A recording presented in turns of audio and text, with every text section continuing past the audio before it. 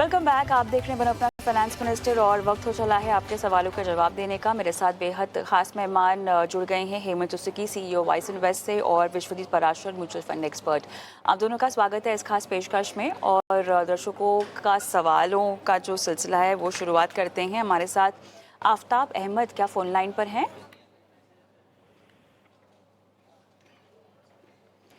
चलिए, अनिरुद्ध गुप्ता है मेरे साथ फ़ोन लाइन पर। विश्वजीत जी के लिए ये सवाल होगा। अनिरुद्ध, हाय, गुड इवनिंग। कहाँ से बोल रहे हैं आप? गुड इवनिंग मैम, मैं बिलासपुर छत्तीसगढ़ से बात कर रहा हूँ।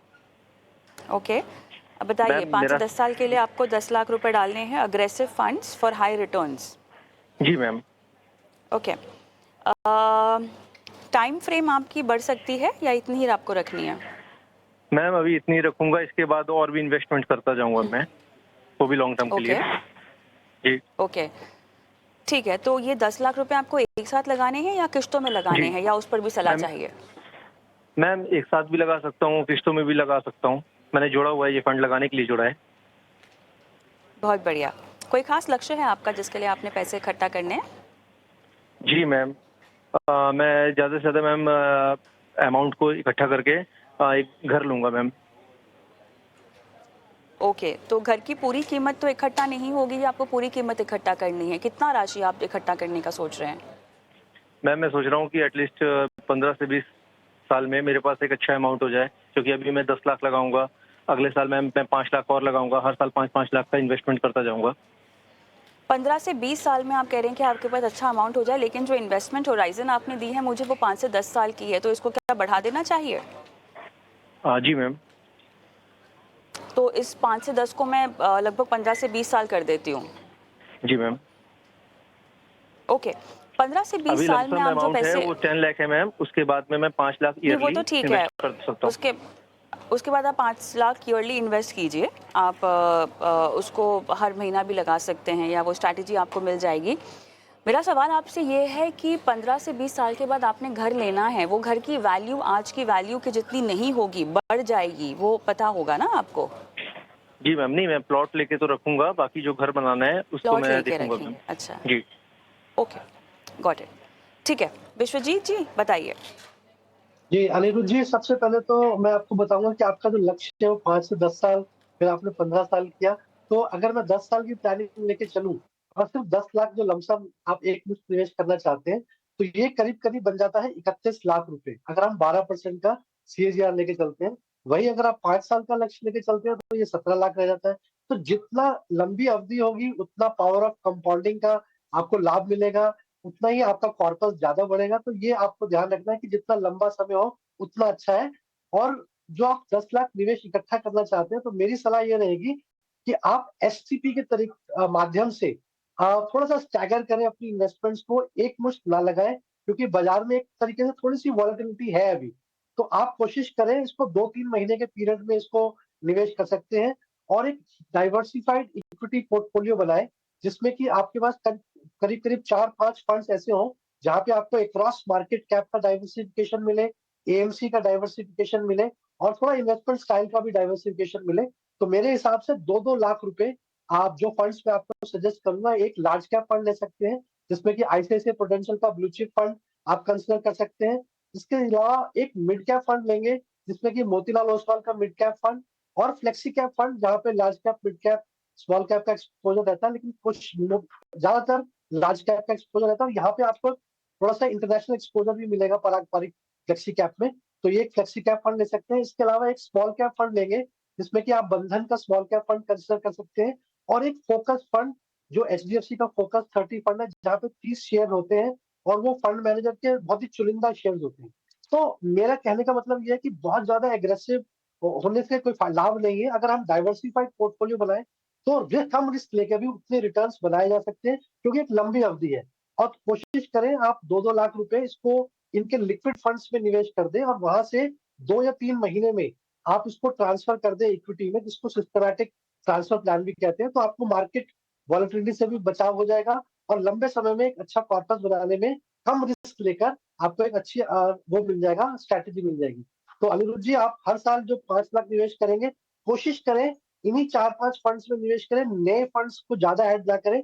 हाँ, थोड़ा-सा अगर आपको लगता है कि बहुत ज़्यादा एग्रेसिव होना है, तो मिड कैप, स्मॉल कैप में थोड़ा-सा और एक्सपोज़र बढ़ा सकते हैं। बट अदरवाइज़ ये 5-6 फंड्स को ही अपना एक मास्टर पोर्टफोलियो समझें और इसी में ही निवेश करें। अनिरुद्ध, कोई और सवाल आपको पूछना है विश्वजीत जी से? जी मैम, धन्यवाद ma'am. All the best. Kishlay का सवाल मैं लूँगी। नमस्कार, हाय, कहाँ से बोल रहे हैं आप सर? हाँ नमस्ते मैम, मैं स्टेट बिहार जहानाबाद से बोल रहे हैं। 1.5 करोड़ चाहिए 15 साल में। हाँ 8,000 की फिलहाल आपकी एसआईपी चल रही है। कॉन्ट्रा हाँ फंड है, चल रहा। स्मॉल कैप है, रिटायरमेंट बेनिफिट है, मोतीलाल ओसवाल का मिड कैप है, हेल्थ केयर भी लिया हुआ है आपने और एसबीआई मैग्नम चिल्ड्रन बेनिफिट भी लिया हुआ है। कोई खास वजह आपने इन्हीं फंड्स को चुना? ना मैं सलाह लिया था ना, मैं एसबीआई म्यूचुअल फंड के ब्रांच होता है ना, हाँ हाँ। उसमें गया था, वो सलाह दिए थे तो बच्चों के लिए फंड ठीक रहेगा, रिटायरमेंट फंड लो, उसी से सलाह तो लिया उसके था। बाद कुछ आप ट्रैक कर रहे हैं अपने पोर्टफोलियो को कि वो ही ट्रैक कर रहे हैं आपके लिए? ना मैं अपने खुद कर रहा हूँ। तो खुद आप कर रहा किस हूँ। में से नाखुश हैं? हमको इसमें ये देखना है कि जैसे जो फंड लिए मेरा डाइवर्सिफाई है कि नहीं। हम्म। हाँ चलिए, डाइवर्सिफाइड हैं लेकिन काफ़ी अलग तरीके से डाइवर्सिफाइड हैं और जो बेसिक आपके पोर्टफोलियो को सपोर्ट चाहिए होता है, स्टेबिलिटी चाहिए होता है, वो पूरी तरह से मिसिंग है। और हेमंत जी, कहीं ना कहीं इनका पोर्टफोलियो काफ़ी रिस्की भी बन रहा है। लेकिन मैं चाहती हूँ कि दर्शकों को थोड़ा सा क्योंकि देखिए, बच्चों की पढ़ाई लिखाई और उनका भविष्य सुरक्षित करना ये अहम लक्ष्य होता है हर माता पिता का। और जब इस तरह के फंड्स आपको मिलते हैं जहाँ पर children benefit fund investment plan के तौर पर बेचा जाता है और भी 2-3 ऐसे फंड्स हैं, कहीं ना कहीं वो एक बहुत बेहतरीन हुक और इमोशनल हुक दे देते हैं लोगों को पैसे लगाने के लिए। तो इस तरह के फंड्स में और बाकी नॉर्मल रेगुलर म्यूचुअल फंड्स में, भले वो मल्टी कैप हो, फ्लेक्सी कैप हो, क्या फ़र्क होता है? किस तरह की रणनीति वो अपनाते हैं? क्योंकि अल्टीमेटली हम बच्चों के भविष्य की बात कर रहे हैं जो कि काफ़ी लंबा फाइनेंशियल गोल होता है। मैक्सिमम टू मैक्सिमम हम कम से कम 10-15 साल की बात कर रहे हैं यहाँ पर। तो उस लंबे अंतराल के लिए रेगुलर फंड्स ले लें या इस तरह के स्पेशल फंड्स ले लें? स्पेशल फंड्स लेते हैं तो इनमें एड ऑन बेनिफिट हमारे पास क्या है, ये बताइएगा पहले। जी कविता जी, पोर्टफोलियो से पहले इसी के ऊपर बात करते हैं। जैसा आपने कहा, देखिए दोनों के दोनों जो गोल्स हैं, बच्चों की एजुकेशन हो चाहे रिटायरमेंट हो, बहुत ही इंपॉर्टेंट लॉन्ग टर्म गोल्स हैं। और इन दोनों गोल्स के लिए अमूमन हमें एक काफी बड़े कॉर्पस की जरूरत पड़ती है। और जैसा आपने बिल्कुल सही कहा, एक इमोशनल हुक है कहीं ना कहीं। ये बात से एक बात और इम्पोर्टेंट भी ये है कि हालांकि इम्पोर्टेंट गोल है, लेकिन हमने देखा काफी बार निवेशक इन्हीं में गलतियां करते हैं। या तो उसके लिए इन्वेस्ट करने के लिए डिले करते हैं, या फिर कम इन्वेस्ट करते हैं, या फिर बहुत ही कंजर्वेटिवली इन्वेस्ट करते हैं। तो उससे क्या होता है कि अब जब उनको पैसे की जरूरत पड़ती है तो वो देखते हैं कि जितना पैसा उनको चाहिए था और कितना उन्होंने एक्यूमुलेट किया, उसमें बहुत बड़ा गैप होता है। और काफी बार हमने शो पे भी पहले बात की है कि इन्फ्लेशन को भी कंसिडर नहीं करते हैं। अब अगर मैं इनकी बात करूं, जैसा आपने कहा स्पेसिफिकली, ये जो गोल ओरिएंटेड फंड है, चिल्ड्रन फंड है या जो रिटायरमेंट फंड है, देखिए उसका सिर्फ एक ही फायदा मैं देख सकता हूं, वो ये है कि उससे गोल जुड़ा हुआ है। काफी बार क्या होता है, हम एज एन इन्वेस्टर थोड़े नर्वस हो जाते हैं, लेकिन क्योंकि एक गोल जुड़ा हुआ है, हमें दिख रहा है सामने, तो हमने देखा है कि निवेशक अमूमन उसको टच नहीं करते हैं। उसको सोचते हैं कि ये तो हमको 15, 20, 25 साल तक उसको टच नहीं करना है। अगर आप, मेरा ये मानना है कि अगर आप ऐसे निवेशक हैं जो समझते हैं कि कितना इंपॉर्टेंट है आपके लिए इस गोल के लिए इन्वेस्टमेंट को कंटिन्यू करना, अगर आप ऐसे निवेशक हैं जो आपका जो कमिटेड टाइम होराइजन है उस पर बने रह सकें, तो मुझे लगता है कि जो बाकी जो फंड्स हैं वो बेहतर ऑप्शन है। उसके 2-3 कारण हैं। एक तो यहाँ पे ऑप्शंस कम है, दूसरा वहां पे ऑप्शन ज्यादा है, फ्लेक्सिबिलिटी थोड़ी ज्यादा है।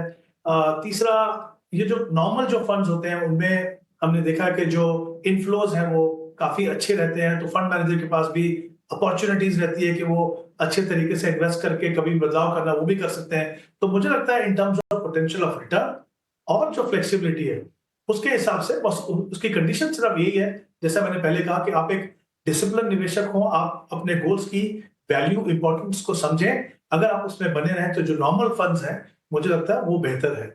अगर मैं इनके अब पोर्टफोलियो पे आ जाऊं, इनकी 8,000 की एसआईपी है, 15 साल के लिए वो इन्वेस्ट कर रहे हैं, 3 लाख का इन्होंने कॉर्पस बनाया है। इनका जो टारगेट है वो करीब 1.5 करोड़ का, बट मेरे हिसाब से जो इनकी करंट इन्वेस्टमेंट है, अगर वो अगले 15 साल तक कंटिन्यू करें तो करीब 55 लाख का ही कॉर्पस बना पाएंगे। तो काफी बड़ा गैप है। वहां तक पहुंचने के लिए इनको अपनी एसआईपी को 20,000 से बढ़ाना होगा। अच्छी बात यह है कि इनके पास समय है 15 साल का। चाहे 2 तरीके हैं इसके, या तो एक साथ आप अपनी एसआईपी को बढ़ाइए, उसको कंटिन्यू कीजिए। दूसरा, जब हमेशा कहते हैं कि जो स्टेप अप एसआईपी है, 10-15% से आप अपनी एसआईपी के अमाउंट को बढ़ाते जाइए ताकि आप उसके लक्ष्य के नजदीक तक पहुंच पाए। इनके पोर्टफोलियो में एक चिल्ड्रन फंड है, एक रिटायरमेंट फंड है, जैसे मैंने बात की, मुझे लगता नहीं कि उसका बहुत ज्यादा कुछ फायदा है। दूसरे फंड बेहतर है। एक सेक्टर फंड भी है इनके पास, हेल्थ केयर फंड। देखिए, सेक्टर फंड के अपने प्रोज एंड कॉन्स हैं। मैं ये नहीं कह रहा कि सेक्टर फंड किसी भी इन्वेस्टर के पोर्टफोलियो में नहीं होना चाहिए, लेकिन आम निवेशक, क्योंकि यहाँ पे मॉनिटरिंग अलग है, इसके रिस्क अलग है, टाइमिंग होना चाहिए सही एंट्री एग्जिट का, वो एक आम निवेशक के लिए करना बहुत ही मुश्किल है। और हेल्थ केयर एक ऐसा सेक्टर है कविता के, आप किसी भी डाइवर्सिफाइड फंड का पोर्टफोलियो देखेंगे, वहां पे आपको 8-10% अमूमन वहां पे आपको हेल्थ केयर में एक्सपोजर मिलेगा। तो आई थिंक ऐसा नहीं है कि आप उसको मिस आउट कर रहे हैं। तो ये तीनों फंड तो मैं डेफिनेटली चाहूंगा कि उसको रिकंसीडर करें। तो इनके पास बाकी 3 जो फंड है, एसबीआई कॉन्ट्रा, वहां पे 1500 इन्वेस्ट कर रहे हैं, वो कंटिन्यू करते रहे। निपॉन स्मॉल कैप 1500 कर रहे हैं, वो कंटिन्यू कर सकते हैं क्योंकि इनके पास 15 साल का समय है। और एक मोतीलाल ओसवाल मिड कैप है 1500 रुपए, जहां पे वो इन्वेस्ट कर रहे हैं। ये तीनों फंड्स में वो डेफिनेटली कंटिन्यू करें। अब इनके पास बाकी जो बचा वो 3500, वो जो पैसा है मेरे हिसाब से एक फ्लेक्सी कैप फंड में लीजिए आप, क्योंकि आपके पास स्मॉल कैप भी है, आपके पास मिड कैप भी है, आपके पास कॉन्ट्रा फंड भी है। तो जो Invesco flexi cap for example एक अच्छा फंड है फ्लेक्सी कैप कैटेगरी में, उसमें आप बाकी पैसा रखिए। तो मुझे लगता है जब आप ऐसा करेंगे, फ्लेक्सिबिलिटी ज्यादा बेहतर होगी, रिटर्न बेहतर हो सकते हैं, और जो बैलेंस चाहिए आपको तीनों मार्केट सेगमेंट में एलोकेशन का, वो आपको मिलेगा। राइट, चलिए अगले दर्शक का भी सवाल ले लेते हैं फटाफट। सुभाष सिंह मेरे साथ फोन लाइन पर हैं। हाय सुभाष। जी नमस्कार मैम। नमस्कार सर। 40,000 रुपये आप डाल रहे हैं हर महीना, 9 फंड्स हैं आपके पास। फंड्स के मैं नाम नहीं लूँगी बिकॉज वो डिटेल्स हमारे पास आपने दे रखी हैं। 1 CR इन 10 years, और कॉर्पस टिल डेट आपका 16 लाख है। Is that right? ये अब 18 हो गया है, चलो पोर्टफोलियो 18 हो गया, चलिए मुबारकबाद। जी, ज़्यादा जी। फंड्स नहीं हैं आपके मुताबिक, इनको कम कर लेना चाहिए कि नहीं? जी मैम, वही रिव्यू करवाना था, इसलिए मैंने कॉल किया, अपना डिटेल दे दी थी। थोड़ा रिव्यू करवाना था पोर्टफोलियो पे, इसमें क्या मैं एडिशन डिलीशन क्या कर सकता हूँ, थोड़ा सा वही पूछना था। इतने बेहतरीन मल्टी कैप्स अवेलेबल हैं, आपने एवीएसएल का मल्टी कैप क्यों डाला है पोर्टफोलियो में? मैम जो नॉलेज था उसी के हिसाब से डाला है। हाँ, परफॉर्मेंस भी देख ली होती एक बार। चलिए ठीक है, वो विश्वजीत जी बताएंगे कहाँ क्या बदलाव करने हैं। बताइए विश्वजीत जी। कविता जी, आपने हिंट दे दिया है जो मैं सलाह देने वाला हूँ। तो ब्रॉडली देखें तो वैसे काफी अच्छे फंड्स इन्होंने ले रखे हैं, लेकिन 3 लार्ज कैप फंड्स हैं। कहीं ना कहीं ओवरलैप है। निपॉन इंडिया का लार्ज कैप भी है, आईसीआईसीआई प्रूडेंशियल का, आदित्य बिरला का फ्रंटलाइन इक्विटी फंड भी है। तो ये इतने लार्ज कैप फंड्स की आवश्यकता नहीं है। मेरे ख्याल में एक आदित्य बिरला का फ्रंटलाइन इक्विटी फंड ठीक रहेगा, और बाकी क्योंकि आपके पास उसी एएमसी के और फंड्स भी हैं, तो मेरे ख्याल में एक लार्ज कैप फंड काफी है, और 2 जो लार्ज कैप फंड्स हैं उसकी एसआईपी आप एक ही में कंटिन्यू करें। ज्यादा फंड्स रखने का कोई खास लाभ नहीं है, क्योंकि कहीं ना कहीं सेम ही स्टॉक्स में वो फंड्स निवेश कर रहे हैं। इसके अलावा अगर आप देखें तो Kotak emerging equity fund, Nippon India small cap fund, HDFC flexi cap fund, ये बहुत अच्छे फंड्स हैं। तो इसमें आप बिल्कुल निवेशित रहें। और एक आईसीआईसीआई प्रूडेंशियल का जो फोकस्ड जो सॉरी ब्लू चिप फंड है, उसको अगर आप आईसीआईसीआई प्रूडेंशियल के वैल्यू डिस्कवरी फंड में स्विच कर दें, तो कहीं ना कहीं एक डिफरेंट इन्वेस्टमेंट स्टाइल भी पोर्टफोलियो में आ जाएगा, वैल्यू स्टाइल ऐड हो जाएगा पोर्टफोलियो में, बाकी सब ग्रोथ स्टाइल फंड्स हैं। तो मेरे ख्याल में ये एक अच्छा डाइवर्सिफिकेशन हो जाएगा। और ये आदित्य बिरला सन लाइफ का मल्टी कैप फंड, जैसा अभी कविता जी ने भी हिंट किया, क्योंकि आपका large cap, mid cap, small cap में ऑलरेडी पोर्टफोलियो डाइवर्सिफाइड है, और तीनों ही अच्छे फंड्स हैं। निपॉन इंडिया का स्मॉल कैप फंड भी अच्छा है, और कोटक का मिड कैप फंड भी अच्छा है। तो जरूरत नहीं है मल्टी कैप फंड की, तो कंसोलिडेट कर सकते हैं पोर्टफोलियो को। और एक कोटक मैन्युफैक्चरिंग फंड भी है आपके पास, जैसा अभी अ, अ, मेरे हिसाब से थीमेटिक फंड्स में थोड़ा सा आपको टाइमिंग का देखना पड़ेगा कि कैसा वो फंड परफॉर्म करेगा। हो सकता है कब कुछ लंबी अवधि भी देनी पड़े, तब जाके आपको कहीं वहां रिटर्न्स देखने को मिले। तो मैं अभी हेमंत जी भी कह ही रहे थे कि प्रोस एंड कॉन्स है थीमेटिक फंड के, तो आपको अपने रिस्क प्रोफाइल के हिसाब से देखना है। अगर आपको लगता है मैन्युफैक्चरिंग में आगे चल के बहुत अच्छी ग्रोथ देखने को मिलेगी, तो ही निवेशित रहें। अदरवाइज सेम स्टॉक्स आपको बाकी डाइवर्सिफाइड फंड्स में भी मिल जाएंगे, तो कोई अलग से थीमेटिक फंड्स की शायद आवश्यकता ना पड़े पोर्टफोलियो में। आपके पास ऑलरेडी 7-8 फंड्स है। जहां तक कि गणित का सवाल है, 16 लाख का आपका जो कॉर्पस है वो कहीं ना कहीं 50 लाख बन जाएगा अगर 12% का सीएजीआर लेके चलते हैं। 10 वर्ष का अगर हम टाइम होराइजन समझते हैं, और 40,000 की जो एसआईपी है ये 92 लैक्स बन जाएगी सुभाष जी। अगर आप इसको कंटिन्यू करते हैं 10 वर्ष तक के लिए, तो 12% का सीएजीआर लेके चल रहा है, तो 1 करोड़ का लक्ष्य तो आप अचीव कर पाएंगे। बट इंपॉर्टेंट है कि आपने क्या उसको इन्फ्लेशन को कंसिडर किया है, क्योंकि यही 1 करोड़ 10 साल बाद उसकी वैल्यू करीब करीब 55-56 लाख रुपए रह जाएगी। तो अगर आपका लक्ष्य आज के हिसाब से 1 करोड़ है, 10 साल बाद उसकी वैल्यू 55-56 लाख रह जाएगी, तो आपको थोड़ा सा अपना स्टेप अप करना पड़ेगा अपनी एसआईपी में, ताकि आपको इन्फ्लेशन की वजह से गोल से दूर ना रह पाए। तो कोशिश करें, स्टेप अप करें, बट अदरवाइज आपका पोर्टफोलियो काफी अच्छा है। ये 2-3 छोटे-छोटे बदलाव अवश्य करें और कोशिश करें, स्टेप अप करें, तो इन्फ्लेशन को अच्छे से बीट कर सकें। चलिए सुभाष सिंह जी, कोई सवाल और पूछना है आपको? स्टेप अप करूंगा इस बात का। Okay, all the best, all the best. Manish Sen का हम सवाल लेंगे यूट्यूब के ज़रिए। हेमंत जी इन्होंने सवाल भेजा हुआ है। इसी साल 24 फरवरी से इन्होंने शुरुआत की है, या फेब 24, ओके, आई थिंक 1 साल पहले हो गया है इनकी इन्वेस्टमेंट की शुरुआत किए हुए। आईसीआईसीआई का blue chip, Motilal Oswal mid cap, HDFC mid cap, quant small cap, Nippon small cap, Motilal Oswal का डिफेंस के एनएफओ में इन्होंने पैसे लगा रखे, लमसम। इंश्योरेंस में इनके पास टर्म प्लान है, हेल्थ इंश्योरेंस है, इंश्योरेंस पॉलिसी में एक चाइल्ड प्लान है। फ्लेक्सिबल है इनका पोर्टफोलियो या नहीं, 20 साल का टाइम ड्यूरेशन है, अग्रेसिव इन्वेस्टर हैं। पीपीएफ में 1 लाख रुपए हैं और वैल्यू फ़िलहाल उसकी 10 लाख, 1 लाख रुपए डालते हैं, वैल्यू इसकी 10 लाख रुपए हो चुकी है। चलिए, अग्रेसिव इन्वेस्टर बता रहे हैं, वो दिख भी रहा है, इन्होंने भर भर के mid cap small cap portfolio में डाल रखे हैं। बताइए हेमंत सर। आई थिंक कविता, मैं इसी बात को पहले एड्रेस करना चाहूंगा। इन्होंने कहा कि बहुत ही एग्रेसिव इन्वेस्टर हैं, और जैसा आपने कहा कि इनके पोर्टफोलियो में वो दिख भी रहा है, तो 2 स्मॉल कैप फंड है, 2 मिड कैप फंड है, 1 सेक्टर फंड है। आई थिंक एक चीज हर निवेशक को ये जानने की जरूरत है कि इक्विटी बाय इटसेल्फ एक एग्रेसिव एसेट क्लास है, यानी जब आप इक्विटी में इन्वेस्ट करते हैं तो आपका पोर्टफोलियो नेचुरली एग्रेसिव हो जाता है।